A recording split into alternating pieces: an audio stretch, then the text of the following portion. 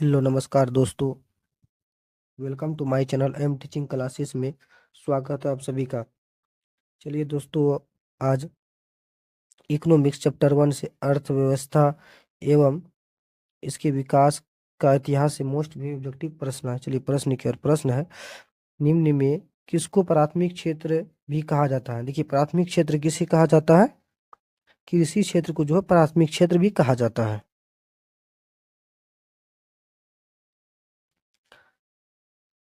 चलिए अगली प्रश्न की ओर। अगली प्रश्न है, भारत में नीति आयोग की गठन स्थापना हुई। देखिए, नीति आयोग की गठन स्थापना कब हुई है? जनवरी 2015 में गठन और स्थापना हुई थी नीति आयोग की। ये अगली प्रश्न है, निम्न में से कौन गैर आर्थिक आधारभूत संरचना का अंग है? देखिए, गैर आर्थिक आधारभूत की संरचना कौन है? शिक्षा जो है गैर आर्थिक आधारभूत संरचना का अंग है। चलिए अगली प्रश्न है। अगली प्रश्न है, प्राथमिक क्षेत्र में कौन सी आर्थिक क्रिया शामिल है? देखिए, प्राथमिक क्षेत्र में कौन सी आर्थिक क्रिया शामिल है?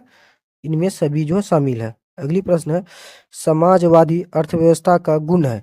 समाजवादी अर्थव्यवस्था का गुण क्या है? सामाजिक कल्याण में समाजवादी अर्थव्यवस्था का गुण है।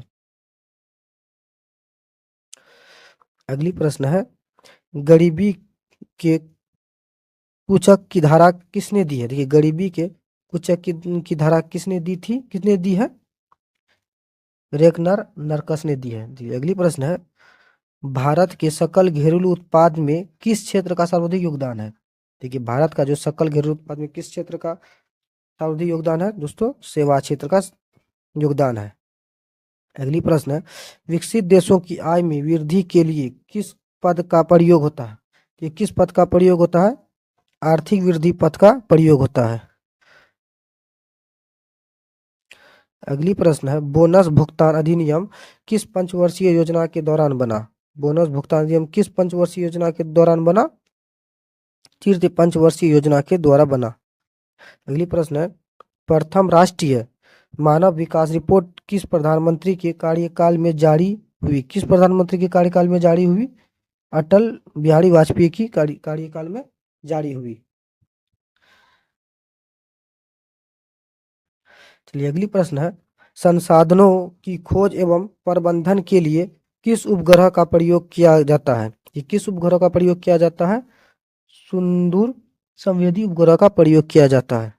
अगली प्रश्न है, निम्न में से किसे पिछड़ा राज्य कहा जाता है? देखिए, पिछड़ा राज्य किसे कहा जाता है? बिहार को पिछड़ा राज्य कहा जाता है।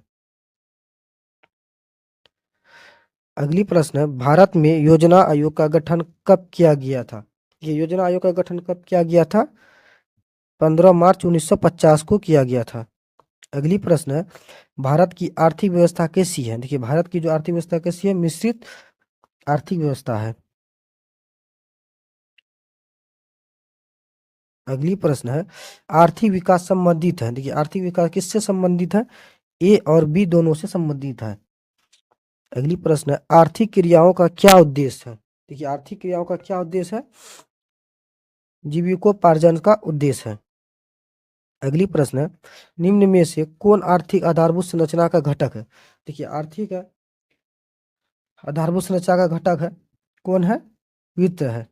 अगली प्रश्न है, देखिए अगली प्रश्न है, भारतीय योजना आयोग के प्रथम अध्यक्ष कौन थे? देखिए, योजना आयोग जो था, भारतीय योजना के प्रथम अध्यक्ष कौन थे? पंडित जवाहरलाल नेहरू थे। अगली प्रश्न है, एक समाजवादी अर्थव्यवस्था में सर्वाधिक बल किस पर दिया जाता है? देखिए, सर्वाधिक बल किस पर दिया जाता है? लोक कल्याण पर दिया जाता है। देखिए अगली प्रश्न है, विकासशील देशों में कार्यशील जनसंख्या अधिकांशत संकलन है। विकासशील देशों में क्या जनसंख्या अधिक संकलन है? कृषि क्षेत्र में अधिक जनसंख्या कृषि क्षेत्र में ही है। अगली प्रश्न है, नरेगा कार्यक्रम के नाम के साथ किस व्यक्ति का नाम जोड़ा जाता है? देखिए, किस व्यक्ति का नाम जोड़ा जाता है?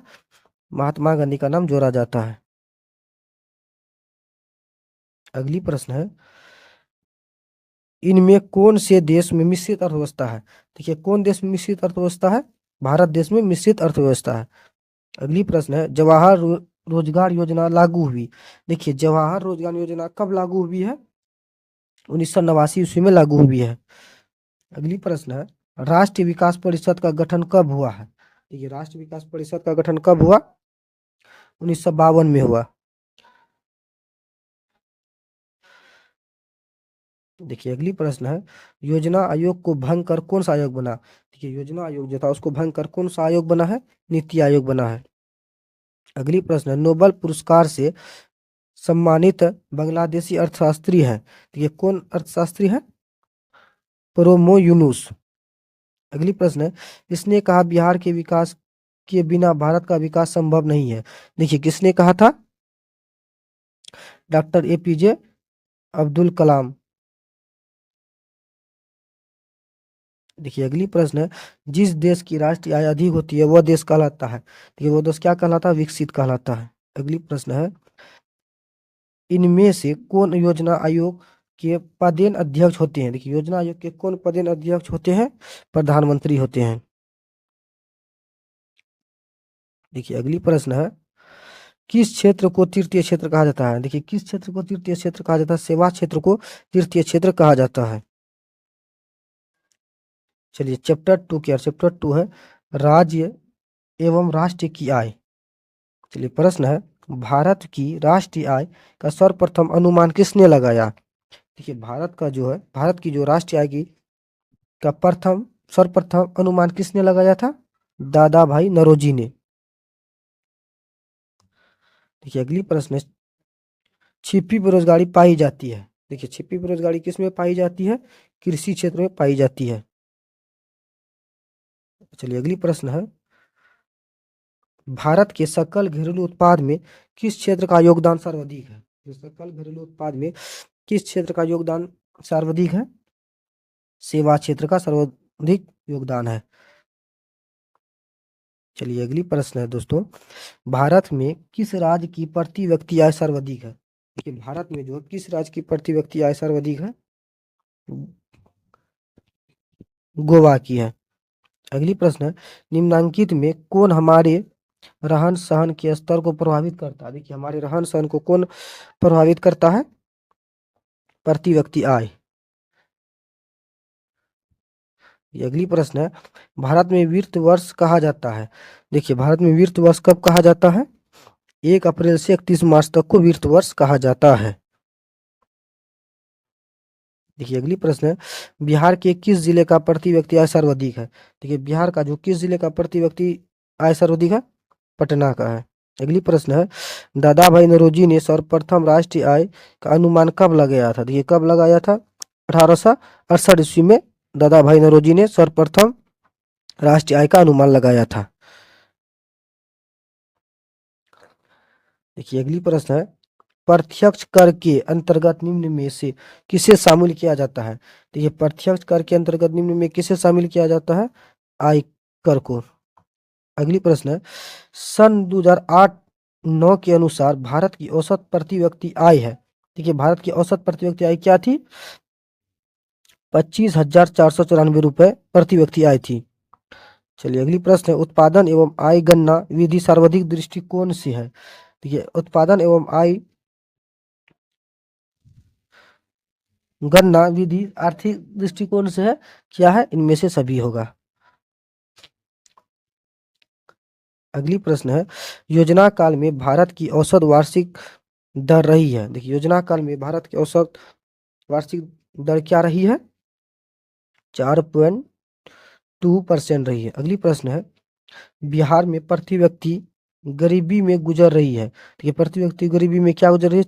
41.4% गरीबी में गुजर रही है। अगली प्रश्न है, कार्यों के बदले में जो परिश्रम मिलते हैं उसे कहते हैं। देखिए उसे क्या कहते हैं? आय कहते हैं। अगली प्रश्न है, बिहार में किस जिले की प्रति व्यक्ति आय सबसे कम है? देखिए बिहार का जो किस जिला सबसे प्रति व्यक्ति आय कम है? शिवहर का। अगली प्रश्न है, बिहार की अर्थव्यवस्था में प्राथमिक क्षेत्र का मुख्य अंग है। देखिए अर्थव्यवस्था में प्राथमिक क्षेत्र का क्या मुख्य अंग है? कृषि। अगली प्रश्न है, बिहार की आय में सर्वाधिक योगदान होता है। ये बिहार की आय में सर्वाधिक योगदान किसका होता है? सेवा क्षेत्र का होता है।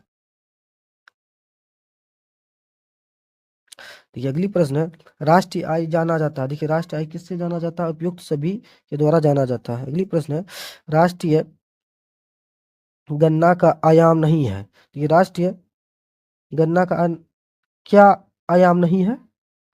मौद्रिक उत्पादन से नहीं है।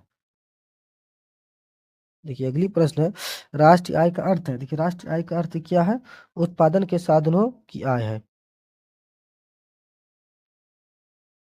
चलिए चैप्टर 3 की ओर, मुद्रा बचत एवं साख की ओर। चलिए प्रश्न है, रूस की मुद्रा है। देखिए रूस की मुद्रा क्या है?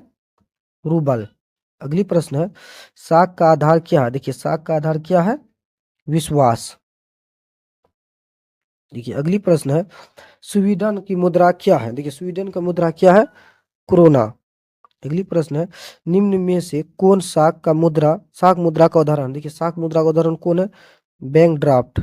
अगली प्रश्न है, निम्न में से कौन प्लास्टिक मुद्रा है? देखिए प्लास्टिक मुद्रा कौन है?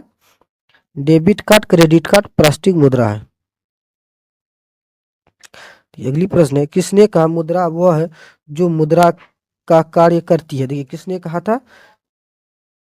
हार्टल वीडर्स ने कहा था। अगली प्रश्न है, भारतीय मुद्रा बाजार में किस प्रकार के ऋणों का लेन देन होता है? देखिए भारतीय मुद्रा बाजार में किस प्रकार के ऋणों का लेन देन होता है? अल्पकालीन।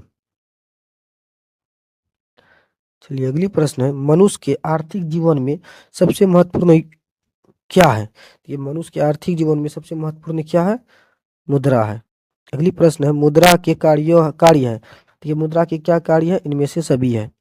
अगली प्रश्न है, विनिमय का सर्वोत्तम माध्यम है। देखिए विनिमय का सर्वोत्तम माध्यम क्या है? मुद्रा है। चलिए अगली प्रश्न है, साख का अर्थ है। देखिए साख का क्या अर्थ है? एवं भी दोनों है। अगली प्रश्न है, इनमें कौन विधि ग्राह्य मुद्रा है? देखिए विधि ग्राह्य मुद्रा कौन है? 10 रुपए का नोट। देखिए अगली प्रश्न है, एटीएम का अर्थ है। देखिए एटीएम का क्या अर्थ है? स्वचालित टेलर मशीन है। देखिए अगली प्रश्न है, मुद्रा का प्राचीनतम रूप है। देखिए मुद्रा का जो है प्राचीनतम रूप क्या है? वस्तु मुद्रा। देखिए अगली प्रश्न है, इनमें कौन मुद्रा का साख पत्र नहीं है? देखिए मुद्रा का साख पत्र कौन नहीं है? चित्र मुद्रा। देखिए अगली प्रश्न है, मुद्रा वह धुरी है जिसके चारों ओर संपूर्ण आर्थिक विज्ञान चक्कर काटता है। किसने कहा है? देखिए किसने कहा है? मार्शल ने कहा है। अगली प्रश्न है, मुद्रा की वैधानिक परिभाषा किसने दी है? देखिए किसने दी है? पुरोनेप ने दी है। चलिए अगली प्रश्न है, साख का प्रयोग होता है। देखिए साख का प्रयोग किस में होता है? ए और बी दोनों में होता है। अगली प्रश्न है, मुद्रा का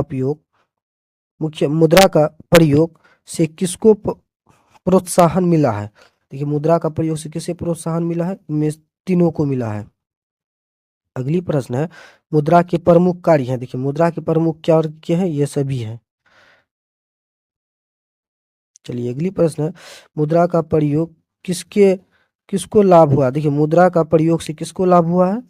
ए और बी दोनों को हुआ। अगली प्रश्न, मुद्रा का प्राथमिक कार्य कौन है? देखिए मुद्रा का प्राथमिक कार्य क्या है? विनिमय का माध्यम जो मुद्रा का प्राथमिक कार्य है। अगली प्रश्न, पूंजी का निर्माण होता है। देखिए पूंजी का निर्माण किसमें होता है? बचत द्वारा पूंजी का निर्माण होता है।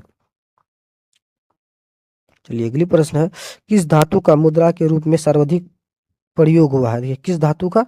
चांदी और सोना का। अगली प्रश्न है, व्यवसायिक बैंकों द्वारा दिए जाने वाले ऋण को कहते हैं। तो व्यवसायिक जो बैंकों द्वारा ऋण दिया जाता है उसे क्या कहते हैं? साख मुद्रा भी कहते हैं, बैंक मुद्रा भी कहते हैं। इसका आंसर होगा ए और बी दोनों।